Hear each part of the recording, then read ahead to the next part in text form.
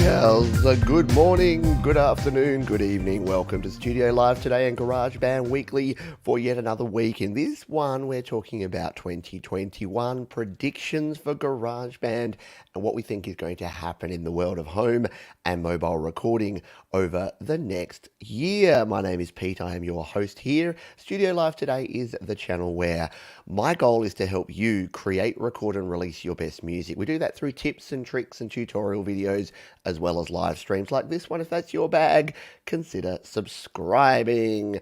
We'll just do a quick sound check. We're looking good. We're hopefully sounding good. So thank you for being here. If you're here live, I will jump in and say good day to the folks who are here live. But let's jump into the news and notes before we get started. And yeah, crickets, right? It's been pretty quiet. So since we've had the updates to GarageBand on Mac, we've had the update to GarageBand on iOS. That all happened in December. There was this big rush to the end of 2020, and then, everything shut down.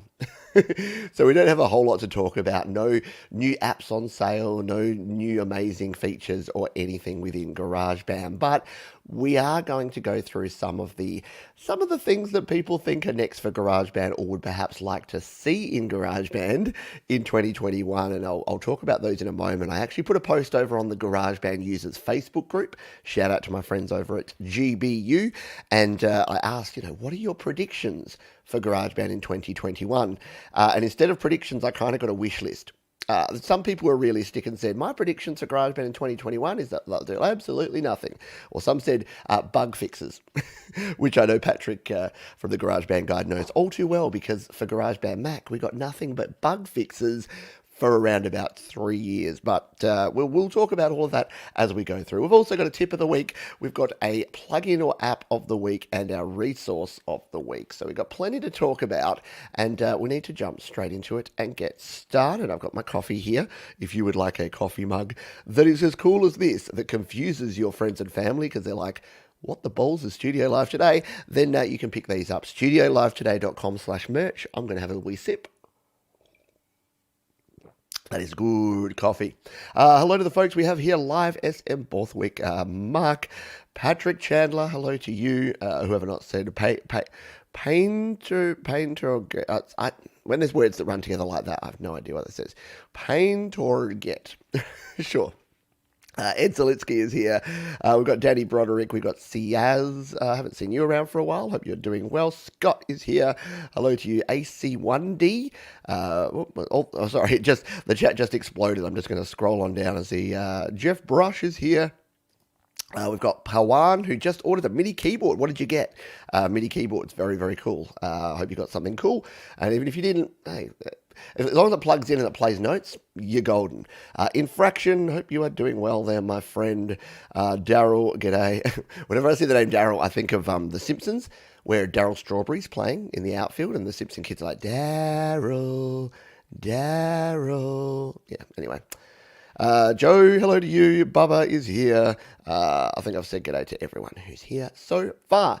Let's jump in and start talking 2021. So I'll go through some of these, and I won't, because it's a private group, the GarageBand users group, I won't give details of exactly whom has said what, in case they want to keep their details a secret. But some of the folks who I know are here, I'll throw theirs out there. But yeah, it was interesting. I put this out here. The first person that came was our buddy Jeff, who said bug fixes. And I'm like, yeah, I think we're all hoping for more bug fixes. Although right now, I don't think there's very many significant bugs across GarageBand Mac or iOS. But if you have a different view on that, let me know. And if you're here live and you want to give me your predictions for GarageBand, drop those in the chat now. And I'll return to those in a moment after we go through some of these. Jose says fix automation bug, because there is a bug. There was an automation bug, version iOS 14.3 and GarageBand 2.3.10 on iOS. In my experience, seems to have fixed it, but maybe not. Coffee machine automation via USB. I like that. I would be all for that. If I could dial in a coffee, if I could be here mid-mix and just press a button that makes my coffee machine go, that would be cool.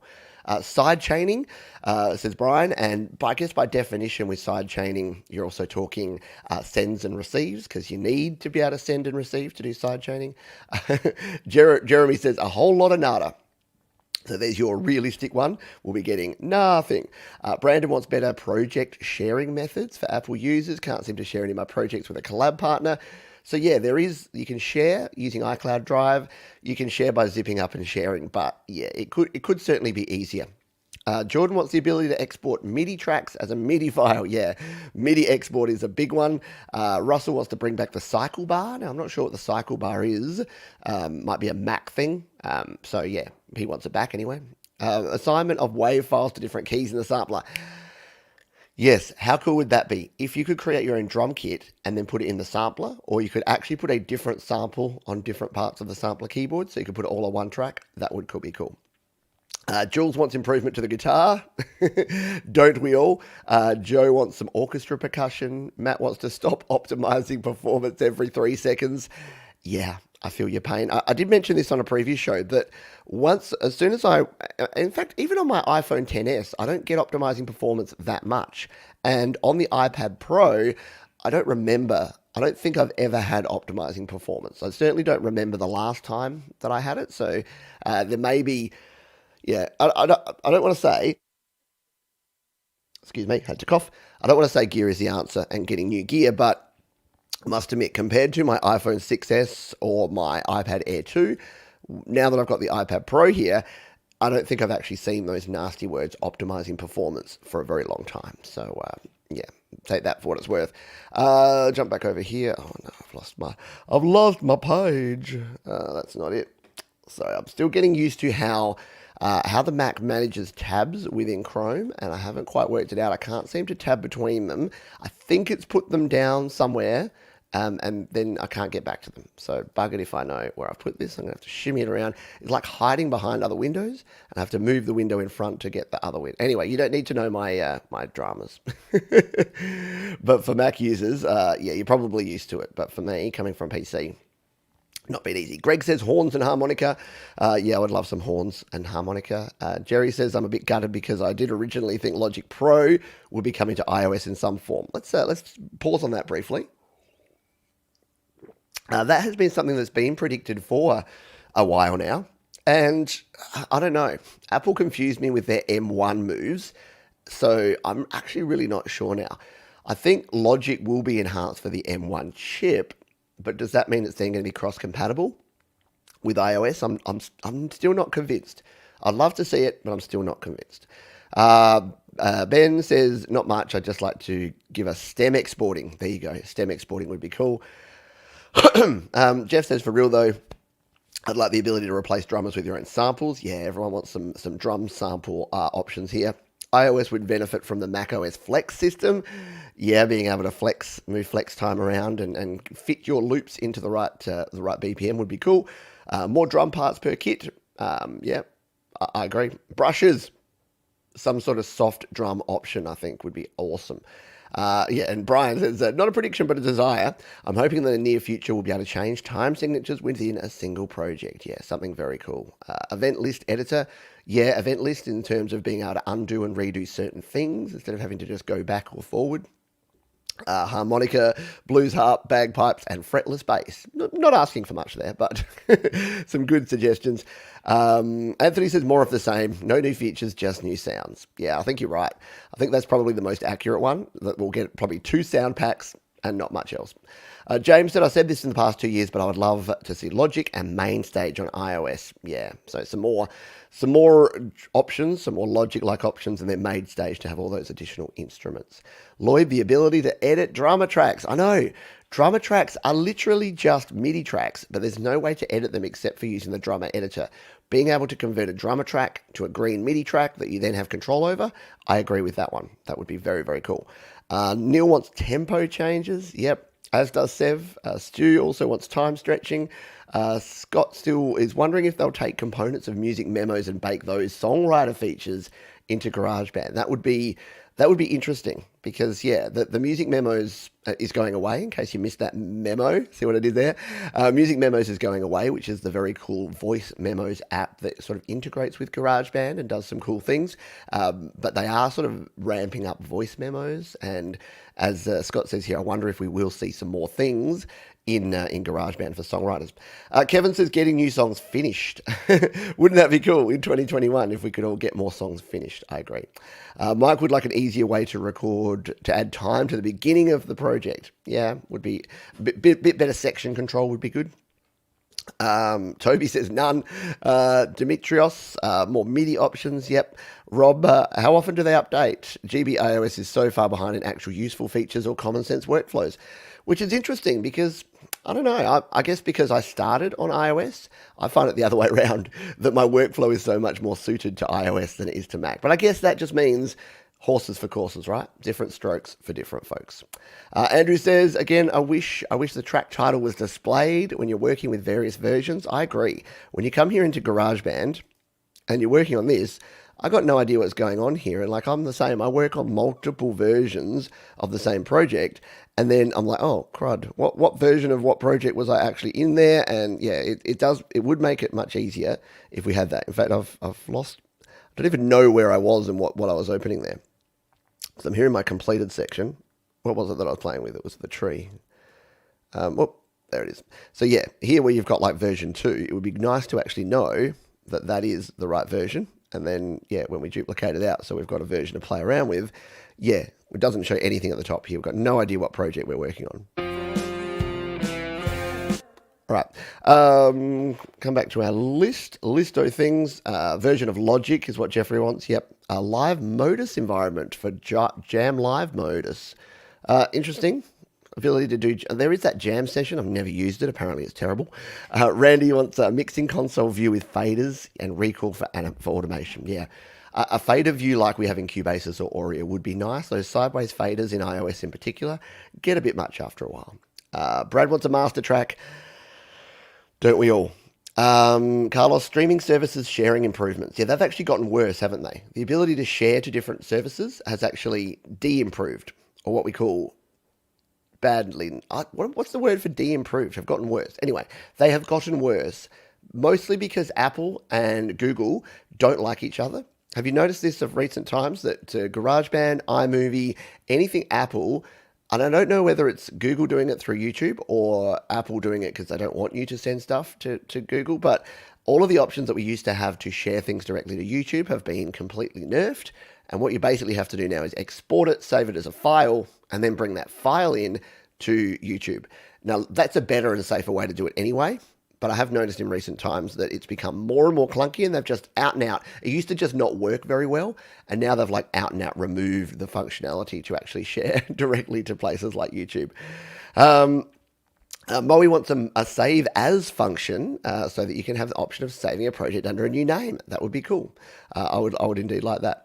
Yeah, also wish they would sort the optimizing performance issue. So there you go. That is what the wise folks over at the GarageBand Users Forum have to say. What say you, though? Let's see if we have any advice from folks who are here live. Where are we? Hello, Creative Source in the house. Mike, you're up early or up late? One of the two. Hope you're well, mate. Where are we? Let's see. Ed Z says, got an iPad Mini 4 and don't get optimized performance with up to 10 tracks. Yeah, I think that's the key. It really does depend on how many tracks you have and the gear that you're using. Ed would like to see Apple loops in 6/8 time, right? I've done 2 6/8 tracks in the last sort of couple of months, and yeah, not having any loops, Apple loops, is a little bit hard. Danny, Pete, do you know much about Focusrite 4i4 3rd Gen? I purchased one to use with GarageBand, but see it needs software to change instruments and vocals and air. So yeah, the Focusrite Scarlett series you can use. They do work. They're a class-compliant interface, but some of the functionality, like changing some of the channels and things, and that air button, the 2i2 have those buttons right there. The 4i4 doesn't have the ability to change that stuff. You can still use it, still plug it in and use it in its basic settings on iOS, but to get the most out of it, you do need to plug into a Mac or PC. That's why I like Steinberg. All their stuff is very much mobile optimized. Jeff says, I might have a bug in merging. I can merge a couple projects, but in one specific project, I can't. Really weird. Tried many different combinations, but nothing working. Just getting a silent track. That is weird. Turn it off and on. I know that sounds funny, but it often can actually fix errors like that. So close all your projects, close all your apps, turn it off, turn it back on, try again. Yeah. Daryl thinks we need more cowbell. Here. Let's get some cowbell going on. For sure. White Noise Studio says, I'm really curious how the new Mac Silicon stuff will translate to iPad. Likewise, I think, and that's what I was saying about Logic. I think it will be interesting to see because what we've seen so far is we've seen a lot of development in the Apple Mac apps. So GarageBand is now M1 optimized, but there's no talk of that version running on your iPhone or iPad because why would they? You got GarageBand already. But something like Logic, when that gets optimized for M1, does that mean it's going to become a universal app? Does that mean we're going to be able to use that on iOS? I'm still not convinced. I'm still not convinced that they'll go to the effort and of ironing out all the bugs. Think about the difference between a touchscreen and using a mouse and keyboard. There's significant differences there. So they'll either just make it available and it's like you have to use a mouse and keyboard for this, but putting in the investment to actually make Logic work on an iPad with all the touchscreen commands, I just think could be, with all the complexities that Logic has, it would be a big job. And I'm not sure. And as EmoBot says, do you think iPads and iPhones are powerful enough for Logic? Look, I think they are, especially at the higher end. So my iPad here that's running like an 8-core processor with 6 gigabytes of RAM, and especially because it's using that sort of system on a chip architecture that the new M1 Macs are using, it's probably as powerful as, well, not because of the M1 chip, but as powerful as a lot of laptops have been over the last 5 years that have been able to run Logic. So I don't think performance and I don't think specs is the issue. Ed's got a +1 for drum brushes. Yeah. Tom would like to standardize the features between iOS and Mac versions. Here, because as someone who's very, very familiar with iOS, been using iOS GarageBand for 5 years, and have been using Mac OS GarageBand for 1 month, yeah, there's a lot is the same, but so much is very different. Even just in the way you add plugins and how plugins work and some of the controls in there and even some of the shortcuts to get to things, it's a little bit non-intuitive at times. EmoBot wants time, signature, and tempo. Yep. The ability to have multiple time signatures and multiple tempos would be very cool. SM Borthwick wants tempo ramping. Yeah, that would be cool as well. So the drums need to be updated with sounds that aren't on iOS because iOS users are missing out on some acoustic drum sounds. Yeah, just overall alignment between the sounds. I mean, especially ones where you're talking legitimate like loops of wave files and things. I don't really see the point. If they're all given away for free anyway, why would you have separate different loops and different instruments on Mac versus iOS? Maybe it's a size thing. I don't know. It's a bit weird. Question. Bubba says, can't you not double click the top of any open window to window shade instead of moving the open window around? Possibly. Double click. I don't know. When I double click a window, it opens it up to full. But then when I try to get to the window that's behind it, I can't Alt-Tab to the window behind it like I can in Windows because maybe it's just a setting in Chrome. But in my Windows Chrome, it doesn't just have Chrome. It has each individual window of Chrome that I have. Whereas in this one, I can't get it. And then I try to hit the spot down at the bottom, but there's no way to get it short of literally changing my window and then moving it out of the way to reveal the window behind it. So basically I can't get to something that's hidden. Anyway, like I say, you don't need to know my Mac challenges, but maybe I'll do a Patreon stream of like, help Pete with Mac stuff, and you can come and help me out. Where are we? Jeff wants tempo and time changes for sure. Absolutely. A lot of folks wanting some tempo and time changes. Danny says, Dan Baker just uploaded a great stream on LumaFusion and GarageBand. Yeah, if you didn't check that one out, Dan Baker, who was on Jade's show the other day and is someone I recommend you check out, he talked about using GarageBand and GarageBand, Final Touch, and LumaFusion. So the ultimate kind of video production studio, because you can make stuff in GarageBand, you can then master it to make it sound radio ready in Final Touch, and then you can bring all of that music and it together with some video footage and create your own videos in LumaFusion. So yeah, iOS definitely has some very good stuff. Let's see if anyone else has got anything. Yeah, maybe I do need to try Safari. I'm so used to Chrome because actually I need to use Chrome because a lot of my extensions are in Chrome, and StreamYard probably works in Safari, the other things I use. But yeah, I'll experiment. It's all just experimentation, isn't it? Trial and error. Scott says, in my opinion, Apple will literally keep them separate but improve bi-directional workflows. They want to sell iPads and iPhones and Mac. I agree with that. And if you missed my recent video about this, I talked about the fact that, and I don't know if it's a new thing or if it's been around forever, but you can now export from Mac into iOS. It comes in as a stereo file, but then when you add something and you open it back up on Mac, it brings those tracks across automatically. So I think you're right. I think they're going to continue to try and improve and enhance that workflow. And what would be really cool, this is on my wish list, and I don't think it's that far out of the realms of possibility.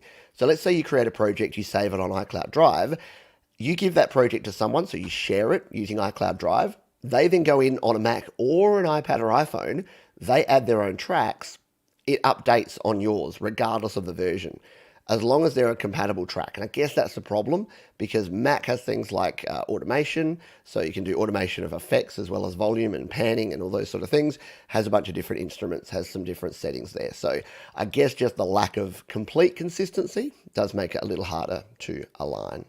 But we shall indeed see. And I think I've actually caught up on all the chat here. One more from Tom. I wonder if Logic Pro, if it was ported to iOS, wouldn't be a subscription. I would hope not, but it would fit Apple's business model to a degree. That's a good question.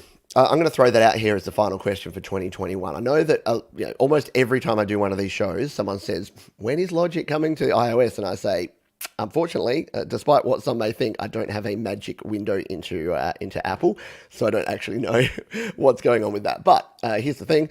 Would you pay a subscription fee if you could have Logic? So let's say Apple announced it. They say in March this year, Logic Pro is coming to iOS. It's going to be available on all your devices that can run iOS 14.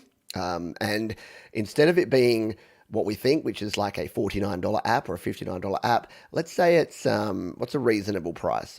$4.99 per month. $4.99 a month. Just give me a yes, no.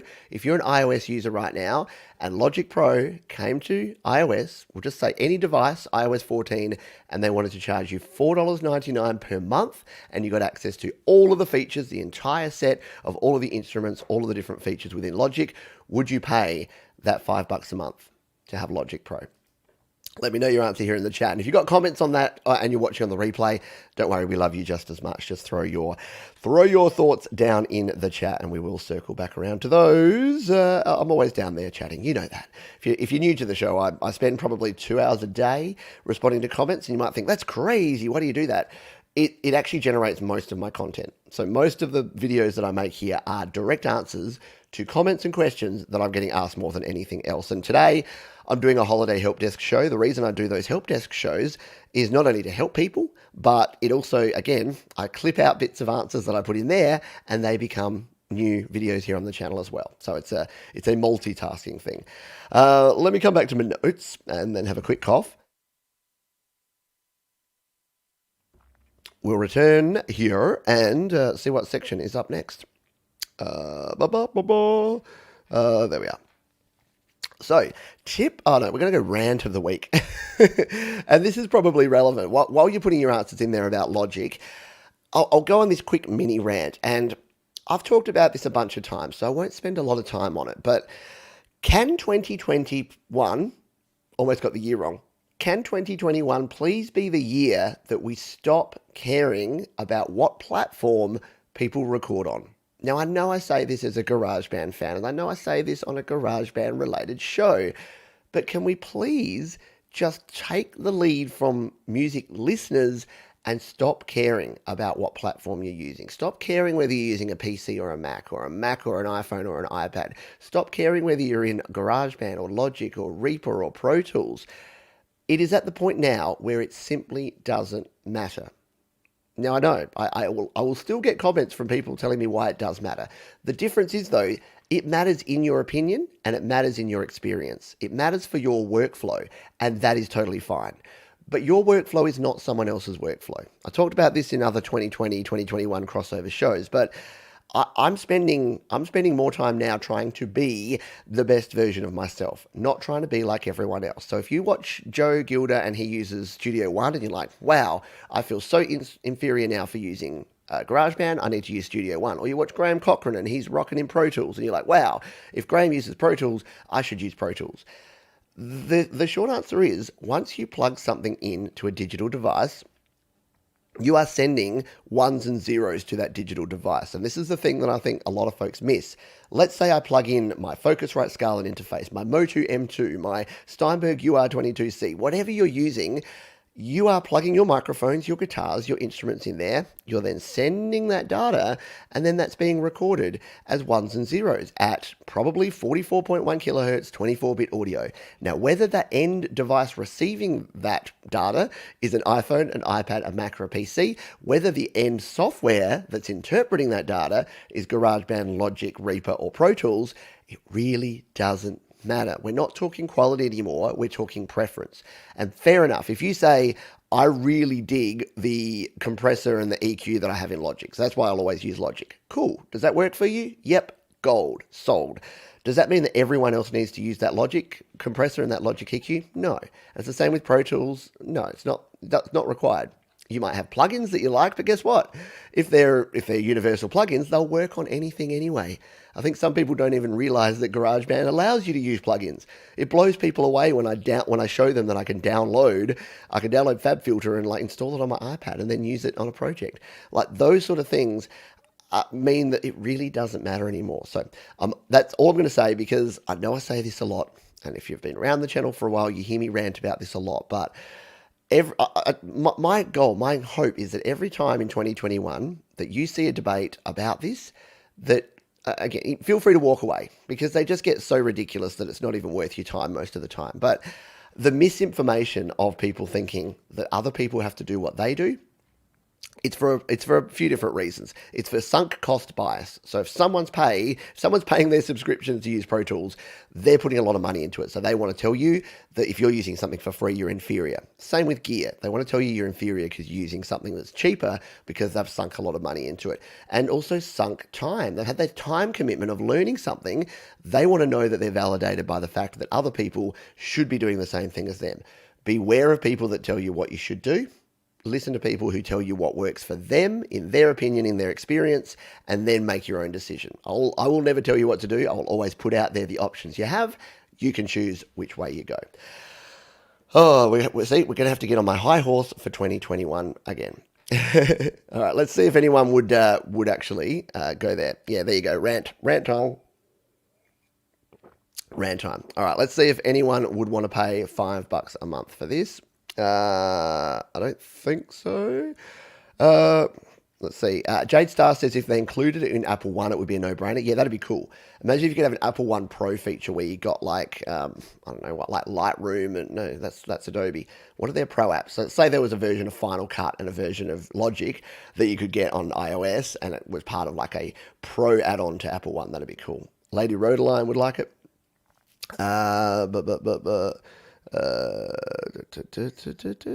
Yes, so Payington would say yes. Scott says interesting. They're bundling the services now, so maybe they'll do a creative app subscription. There you go. Yeah, exactly what I was just saying there. Maybe. Tom says for $4.99, yeah, but subscriptions add up, and I'm not the biggest fan. Likewise, Daryl, no, I hate models. It killed Photoshop and Adobe. I'm the same. I was a Premiere Pro user back in like the CS days, sort of 2015.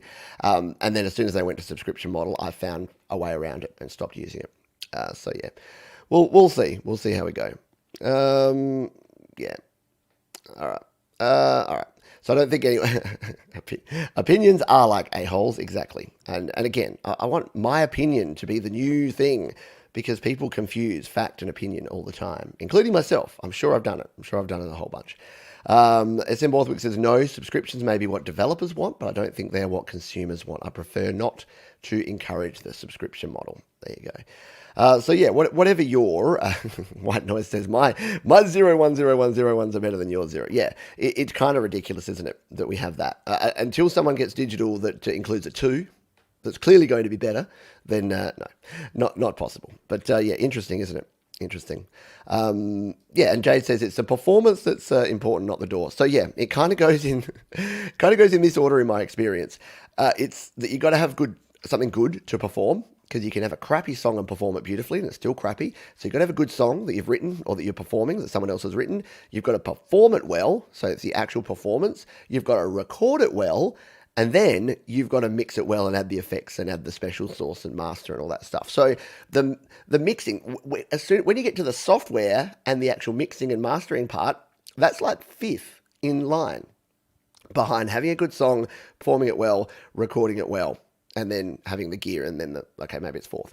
Either way, yeah, I just don't get this whole obsession around what you're using. I think it comes, to be honest, to give people the benefit of the doubt, for some folks, it comes from a time where they think GarageBand is Steve Jobs and John Mayer standing on stage playing around with a laptop when you had 16-bit audio, when you had mainly virtual instruments, when you only had support for certain hardware, you couldn't plug in your regular audio interfaces. I think folks are thinking back to that stage. I don't think they've kept up. Those that have kept up just, again, don't want to admit that GarageBand or something free can do the same thing as what they've invested thousands of dollars into. That's my view, anyway, in my opinion.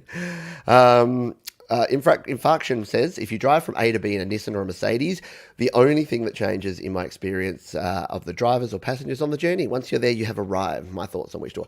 See, I like that. So what would GarageBand be? GarageBand would be the Toyota Camry, wouldn't it? That everyone underrates, but is actually amazing. That's my view. Good old Toyota Camry. Whereas you've got the people driving around in their Pro Tools Porsches that are just a little bit fancier. But again, you both get to the same place and at the same time. But again, if you're used to the Camry and you know exactly how the Camry's transmission works and you know how to use all the features in it, you're going to have a much comfier ride, yeah, than driving the Porsche if you didn't know how to use it. And it's actually a good analogy as well, because sometimes all the bells and whistles that you have, we got a new car last year, a new nice Mitsubishi, Eclipse Cross. That thing's got so many things in there. I've worked out maybe 20% of the stuff. I knew my way around my Camry like nobody's business, and now here we are 6 months later and I still don't know all the functions of my own car. So yeah, I like that. I like the analogy. I'm an analogy fan. Hello, Amarasea, who's snuck in, and Lucid Sound. We've got other folks here. I think I've got a question, and it might be related to. I've probably missed a bunch of folks in your feedback on that, but yeah, let me know in the comments if you've got any other thoughts on the whole Logic coming to iOS kind of thing. Michael says, Pete, I'm getting terrible squeaks on my acoustic guitar recordings. Do you have any suggestions? DSO, low pass filter, targeted EQ adjustment. I have a song called Fence Sitter, which has the worst squeaks in the world. In fact, let's see if we can do a bit of a practical demo. Since I have my GarageBand here, and it is all hooked up and ready to go, if I find my project Fence Sitter, because it's a bad example, and maybe what I need to do is actually come in here and try and fix it myself, because I got some really awful squeaks on this track. So let's come in here and listen to just the guitars, the acoustic guitars, because especially for fingerstyle, you're going to get squeaks, yeah? Let's take a listen. Yeah, hear those squeaks? Here. Squeak! So yeah, you're talking a high frequency here. Now, I've heard the same thing that de-essers can work, and I've actually, since I did this track, I've actually picked up a new de-esser that I was recommended and haven't actually tried it. See, this is what I was saying before. This is where my videos come out of. It's about questions like this. What was it? This one here. The de-esser FX. I think this is from 4 Pockets, yeah? So yeah, I haven't actually played around with this, and I won't do it right here, right now, but this is one way that you can do it, because what this can do is help you target that frequency that's squeaking and then actually remove it. You can do that with basic EQ as well, so you could use something like LRC5. If we come in here and we go to LRC5, you could use this LRC5 from Neon Silicon. What you want to do is find the frequency and tap on that and spread your fingers out to get like a really narrow Q, and then find the frequency where it's sounding the worst, and then drop it down. So again, I won't do it here because I think, I want to do this on a whole, and maybe I'll use this exact track to do that. So that's sort of the how to fix it in the mix side. What I've also found, because I asked the same question, so there's a couple of things you can do. You can use some like chalk or resin or something that's going to make your fingers slide along the keys a bit more, the strings, when you're actually playing. The other thing that I've actually found lately is, sounds weird, but slightly dampening your fingers before you play. Now, don't go like dunking them in water and getting wetness all over your guitar neck. That's not going to be fun for anyone. but just the dryness, the scrapiness, especially if you've got calluses on the end of your fingers because you play a lot of guitar, those calluses are what's scraping up and down the strings. You can also change out your strings, so not using such thick or what are they, the wound strings, so you can try that. But yeah, there's a heap of options there. But if anyone else has any suggestions, let us know, because as you heard from that track, I too struggle with the squeakiness from time to time. Benedict Stewart says the music artist makes the music, the DAW is just a tool. Yes, as I always say, the DAW is a tool just like me. Right. Danny, thanks Pete. I just purchased the Steinberg UR22C, so now I'm definitely broke.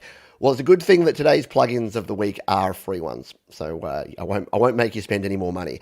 But yeah, that having a good quality audio interface, whether you go a Motu or a Steinberg or a Presonus or a Focusrite, I just happen to like the Steinberg UR series because they're 100% iOS compatible, and all the features that you have in there you can use on Mac, PC, or iPhone, iPad. But that's just my opinion. Hello inside Bildenberg. Hello to you. Hope you're doing well.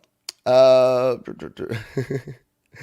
on. You guys saw that $3,500 to create a hit video? What BS that was? I didn't. I don't know who that was by, but I'll have to try that out.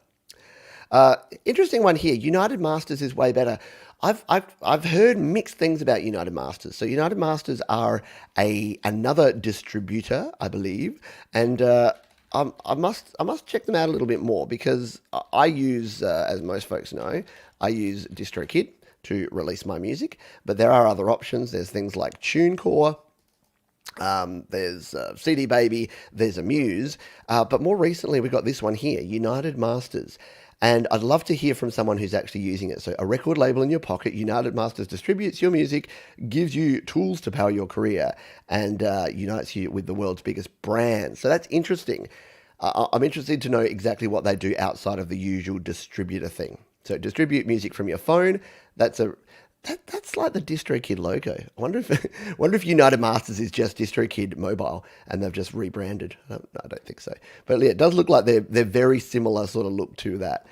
So you got a 90-10 royalty split. You got 100% royalties. It's interesting. Hey, I'm always interested, again, because I don't know. I don't have all the answers, and my opinions will vary over time depending on what's new and cases that I've been presented with. So yeah, if you've got a reason why it's way better and what it does for you, I'm all ears. I love hearing about things that I don't know about, because it's all a learning experience, right? Bubba's got the good point. Don't forget to consider what type of strings you're using. Yep. Jeff, agree, not a subscription fan. Before you know it, you're losing track of all these little things, then you have a big thing. I know. I had to can my NHL subscription. I love watching the hockey, but I just don't have time to watch enough hockey. And it's weird. It almost snuck in. It almost charged me a whole year for another subscription, because it just sent me like an email just like, oh, we're just about to start the season. And I'm just like, oh, hang on, quick. I got to get in there. I got to get in there and change it. SM Borthwick for Michael's squeaking tip. EQ might help. It's truly unbearable. You can experiment with flat wound strings. Yeah, exactly. Try that one out. Joe says, yeah, I agree, and stay away from subscriptions. Yeah, I would rather pay outright. I'd rather pay up front for something. Like, I miss the days. I don't like the freemium model. Like, I do play a few mobile games here and there, but I get so frustrated because I would legitimately just pay $1, $2, $5, $10 to just play the game. I don't want all the add-ons. I don't want the microtransactions. I don't pay for them anyway. But yeah, I really don't like that. I'd rather just play that. Daryl says, the rule of DAWs, you can only polish a turd so much. All the reverb in the world don't save a crappy song performance. Here, I agree. Sorry, I've got a bit of a frog in my throat today. It's a Monday morning, and I sort of woke up and forgot to warm up the vocal cords before we started here today. Lady Rodeline says, I'd like Logic because it's what I was used to years ago. The brain doesn't cope with new info, so it'd be easy to use purely because I know it better. Here. I'm all for doing things that you know. Pete, now that I've purchased a Steinberg, will I be as good as you to create and record release? Yeah, absolutely. It's all just about the gear. Once you've got the gear, you're golden. Love it. Let's see if we've got other questions. Hello to Joey Helpish dropping on in. You got a show today, Joey? I couldn't find one when I was setting up for this show, but we've got Jade Star coming up next in 20 minutes, and Joey will let us know if he's doing a show today. Ed Z says, I looked at the UR22C and a couple others and just changed out to an Evo 4. Should be interesting to see how these work. Yeah, I've heard very good things about the Evo. And yeah, let us know how they go because I'd be always interested. Now I'm not going to try and say this name. Glam Clam NYC. Be careful when you update certain apps as they change to subscription base. Look at the reviews and read the app. Yeah, always read the reviews, honestly, and then don't read. See, here's what I do.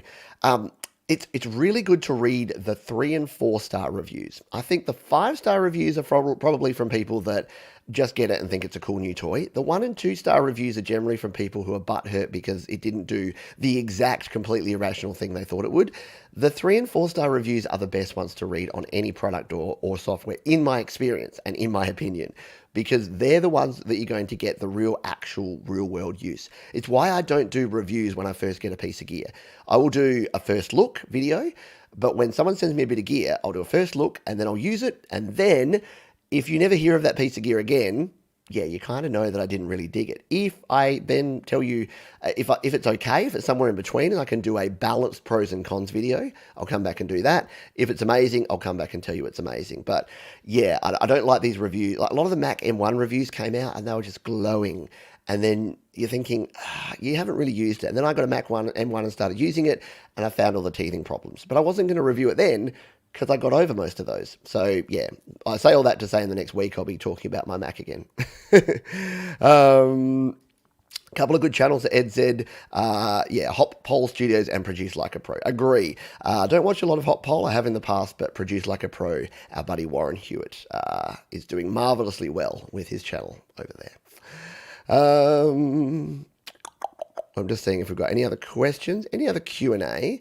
Joey Helpich, Better Strings and Baby Powder, which is the name of Joey's next album, I believe. Better Strings and Baby Powder.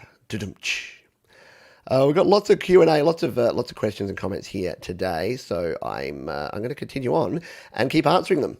Jalen says, do you believe that an artist can genuinely claim the title of an artist? I think he asked this recently, and I didn't understand it then. If he uses several libraries in his production instead of coming up with melodies on his own, do you believe that an artist can genuinely claim the title of an artist if he uses...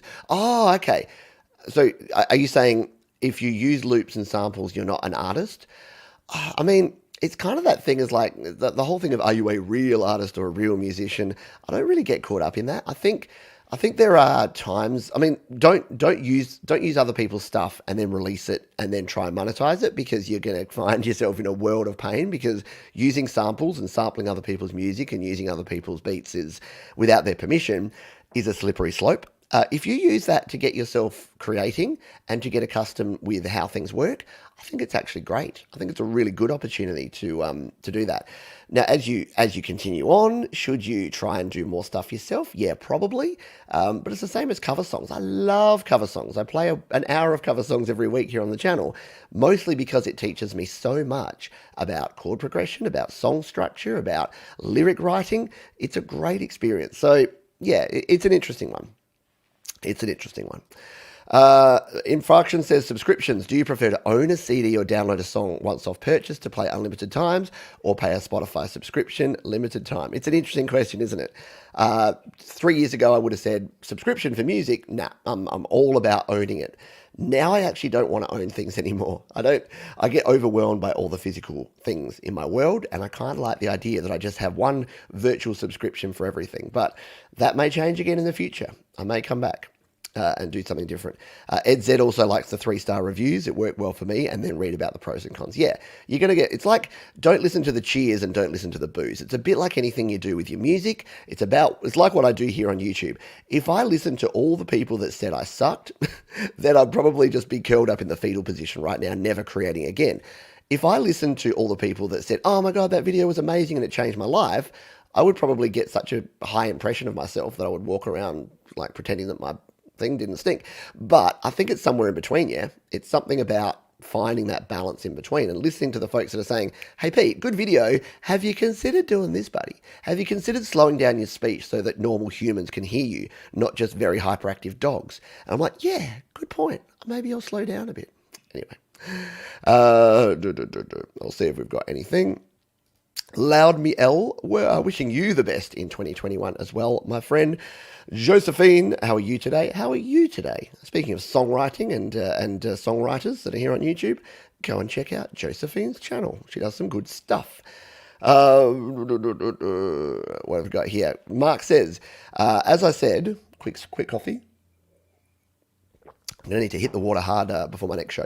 As I said, painters don't invent new colours, they just rearrange them. Same with samples and loops. As long as you rearrange into something new, I think you're good. Yeah, I'm here. I agree with that. I think as long as you add some of your own personal flair, then yeah, that's fine.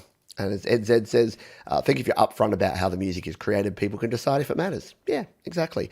And I think, again, because it's just people's opinion, I don't think it's like what did you use to create it? And look, don't go and steal all your samples or just sample something else and steal someone else's hard work. But if you make something that people dig and that they're listening to and they're like, this is cool, and you're completely upfront saying thanks, I grabbed a bunch. Like if someone remixes one of my songs, as long as they've got permission to do so and that they're cool about it and they don't try and go off and randomly monetize all of my own stuff, then I'm happy. More power to them. Like, go for it. Anyway. Gary Hubbs is out on the road. On the road again. Hope you're staying safe, my friend. To anyone who's traveling anywhere, please stay safe. I know it's a bit hairy out there in many parts of the world. So, yeah, I wish you all the best. Even here in Adelaide, I'm staying put most of the time, which is good. Just means more time in my home studio.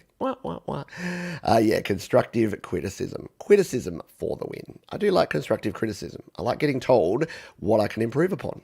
Exactly. It's a good thing. All right, I better get to these last couple. Exactly, it is impossible to please anyone. I agree, impossible to please everyone. Question here, we'll take this final question and then I'll make sure that I've covered off the final couple of tips here that we're going to go into. Asa says, are there any free mastering solutions I can try for free? So there are. There was one called, I've forgotten the name of it. There was an online one that was a free mastering and it was Schnall's. I think they've now a donation model. So I don't think they're free anymore. There was another one I found that was free. That was an online service. To be honest, what I would do to start with is use GarageBand, because really, if you've mixed a song well, quite often all you really need is a limiter. So if you've handled all your reverb, your compression, your stereo width, all of that through your mixing, sometimes you just need to throw it on a master track in GarageBand. So merge all your tracks together, use the merge function, merge all your tracks down into one stereo track, and then add something like a limiter or just the stock GarageBand limiter, which is a good segue into our next section.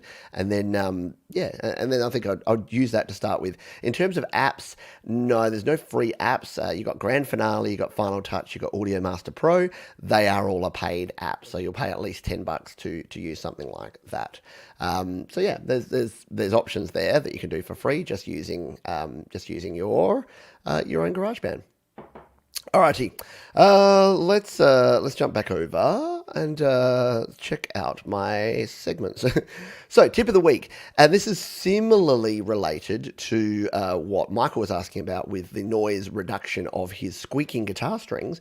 I wanted to touch on something because I think a lot of people are getting into home recording, especially maybe they got a bit of gear over Christmas and they're getting frustrated because maybe you got some lower end gear and maybe you're getting some hiss or some noise, some background noise into your recording. So I wanted to give my quick tip today is going to be the 3-stage process I think that I use and that you should consider if you're getting noise, if you're getting hiss in your recording. So tip 1 is record in the quietest space you can. So if I was recording and I wanted low noise, like let's just turn up my microphone for a minute here. You can probably hear that in this space, I've got my computer fan there, there's air conditioner rumble out there, I've got traffic noise over there. I mean, it's early in the morning, so not much traffic noise, thankfully. And I've got a big open space with lots of reflective surfaces. Is this going to be the best place to record a quiet, intimate vocal? No. Where would I go? Over there, I have a walk-in closet. I would walk into there, and that's the beauty of having mobile recording. You can grab your iPhone, you can grab your iPad, you can plug in your audio interface, and you can go and record your vocals in the quietest place in your house. Don't do it in the toilet. It's too reflective. I've tried it. But you want a small room with lots of... That's why walk-in closets are great, because you want lots of soft surfaces, minimal reflective surfaces, and as small a place as possible, assuming that you don't want any of that background noise. So that's tip one. Tip two, and what I see more people get wrong than anything, is your input gain. So too many people, they'll get a brand new USB microphone, or they'll get a Steinberg or Focusrite interface, and they'll turn the gain up until they can hear themselves properly in their headphones. The thing that they're missing, and the thing that I've missed in the past and that we all miss, is that there's two different types of gain. There's two different places to do it. And if you want to learn about this, search gain staging. Our buddy Mike at Creative Source has a good gain staging video, a good place to start. But there is gain staging, there is the volume coming in, and then there is the volume going out. Input gain and output gain. Whenever you're hearing noise in a recording, don't turn up your input gain. That is going to turn up the sound, sure, of your microphone, but it's also going to turn up all that background noise. Again, if I grab my microphone here and I turn this up, then yes, I'm louder, but so is all the noise. So I don't want to do that. What I want to do is have a cough, apparently. What I want to do is turn up the knob here that's my output gain. So I don't want to send more volume to anything but my headphones. So now I can hear myself really clearly in my headphones, but it's not turning up the volume going in to my recording. So keep that in mind, that if you want to hear yourself more, don't turn up the input gain, turn up your output gain. The volume going to your headphones or your speakers or whatever you're listening on, that is what you want to do. And number three, you've done all that and you're still getting his sounds, well, that's where you need to get into the software side. And that's where using a noise gate or using something like Bruce Free that I recommend here is the way to go. So if you come in here to GarageBand, there's a couple of options here. You could grab a noise gate. So I recommend the Nembrini audio noise gate. Now the difference here is that a noise gate will simply remove the noise. There it is. A noise gate will simply remove the noise when nothing is playing. So if, say, you've got some hiss and in between phrases in your chorus, you're hearing that hiss sound, a noise gate's good because it'll turn the volume down whenever it's not hearing volume. And then it will turn it back up again when you want it again. If you've still got noise and you want to try and remove the noise during the recording, so say you're recording the vocal part, but you're hearing background noise even when you're singing, well, that's where you need something like Bruce Free, which is my favorite. Oh, why won't this delete? Edit. There, boom. You need something like Bruce Free, which is actually a noise reduction plugin. So this will sample your background noise and then use some fancy EQ shenanigans to actually remove the background noise. Works beautifully, but it's a paid app. It's about a $10 app. But if you have noisy recordings, it is worthwhile. So let's say instead of buying something that I recommend, like a Blue Yeti or a Samson Meteor USB microphone, say you've got a cheaper USB microphone, might be half the cost, but you're going to get more noise, more hiss, more background noise in that recording. Instead of going out and spending another $50 or $100 on a better mic, in the short term at least, you may want to use something like Bruce Free to reduce the noise in your recordings. Apologies. If you're listening on audio, yeah, I've got a frog in my throat and I have to keep muting to cough. Otherwise, I would cough directly in your ear. And that would be no fun for no one, see? So hopefully that helps you out there. We'll see if we've got any comments here. Sorry, I just put that one up there so I can see the top comment. So I can see if I've missed anything here. YouTube Premium, we've got folks talking about different models. Jalen says, next question, can you explain how a compressor works, attached threshold ratio if time permits?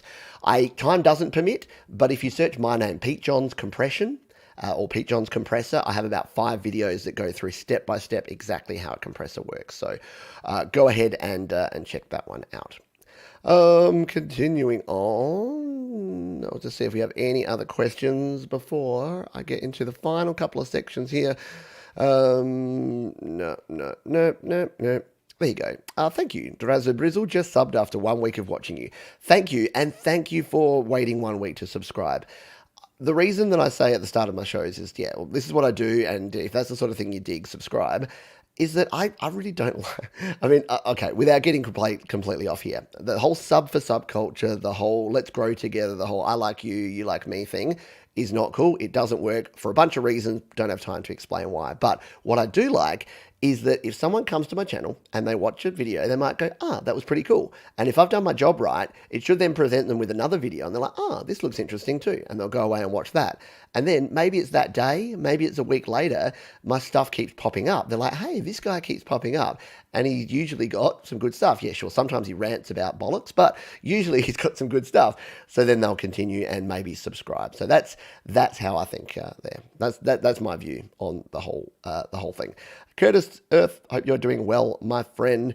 Anyone have a suggestion for a small pair of table power monitors to sub as recording monitors? JBL makes some really good ones and really cheap ones, as do M Audio. And who are the other ones that, there was another little tiny pair that folks use. Mark, what do you use? Those ones, are they Presonus? Chuck those here in the chat if you're here, Mark, because they're really good. There you go. Mark says, got my Samsung mic bundled with my 2R2 for $75. I'm good with Bruce Free and Noise Gate. There you go. And yeah, iLoud are good, but they're super expensive. I mean, not super, but they're quite expensive. Drazzo, I'm stuck on how to EQ. Yeah, again, search my name and EQ. Pete Johns EQ. There's a heap of videos explaining what EQ is. But remember, the key thing with EQ is it's just a volume knob for your frequencies, yeah? So people get a little bit sort of into depth with EQ, thinking, what does it do? How does it work? It's literally your bass, up and down volume, your mids, up and down volume, your treble, up and down volume. So are you hearing too much bass? Turn down the bass. Are you hearing too little treble? Turn up the treble. It really can be as simple as that.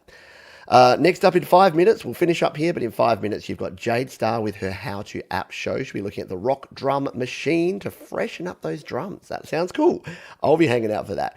There you go. The 3.5 Presonus are really highly rated. Exactly. That's the ones that I believe that Mark has.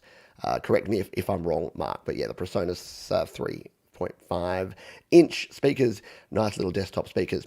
Now, after Jade's show, a little bit later today in 2 hours' time, the reason I shouldn't be rushing through these, but if you have questions that are unanswered or you want to go in a little bit more depth with some of these, so maybe we will explain compression, explain EQ, give some more practical demos and examples, jump back over here because we're doing a holiday help desk for 2 hours, starting at 3 p.m. Eastern time in the US. 3 p.m. Pacific, 6 p.m. Eastern, and I think it's 11 p.m. for folks in Greenwich. Meantime, 10 a.m. 10 a.m. on the east coast of Australia. So if you've got questions, if you've got some gear for Christmas, if you want advice about gear, if you want advice about software, about plugins, about anything else, do jump on over and check out that show. It's coming up in 2 hours' time. Right, we've got literally 3.5 minutes, and we need to go through Apple, our plugin of the week, and our resource of the week. So I'm going to do that. Yes, they are the ones. So they're the ones that Mark has. Absolutely. So let's go into this really quickly. We'll bring up my my GarageBand here. The plugins of the week that I want to talk about here are actually the free Apple plugins. Now, these are free, and the interfaces are clunky, but they're actually really cool. So if we come in here and we hit add, you'll notice that we have our regular effects here, yeah? So they're your stock standard 10 GarageBand effects. If we tap over here on audio unit extensions, these are all the ones that I've purchased or downloaded all over the place.